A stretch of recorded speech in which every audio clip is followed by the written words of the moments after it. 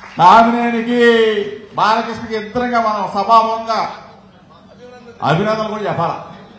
ఎందుకంటే కామినేని శ్రీనివాస్ బ్రహ్మాండంగా మాట్లాడాడు. ఆ సీట్లో ఎవరు కూర్చున్నారు? స్పీకర్ స్థానంలో రఘురామకృష్ణరాజు కూర్చున్నాడు. రఘురామకృష్ణరాజు నాన్న పందిని అలాంటి తీసేటాడు. ఎంత సీట్లో రఘురామకృష్ణరాజు కూర్చుంటే రఘురామకృష్ణరాజునే నిన్ను పందిని అలాంటి తీసేలా బాబు అన్నాడు. అంతకన్నా ఇంకేమైనా కావాలా కామినేని అంటే? కామినేని చెప్పబట్టి బాలకృష్ణ ఏమన్నాడు? చిరంజీవి గారు వాడు వీడు కారు పోతలు కూసాడా లేదా? సిగ్గుగా లేదా?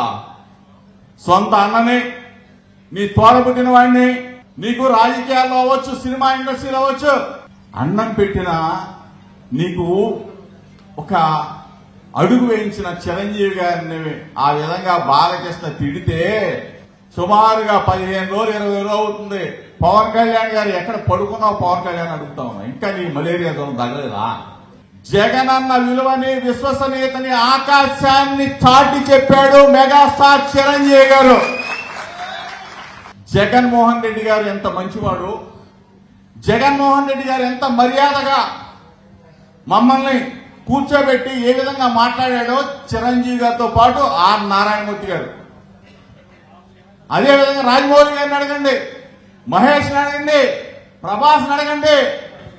జగన్మోహన్ రెడ్డి గారి విలువలు విశ్వసనీయతని ఈరోజు మేము చెప్పలా.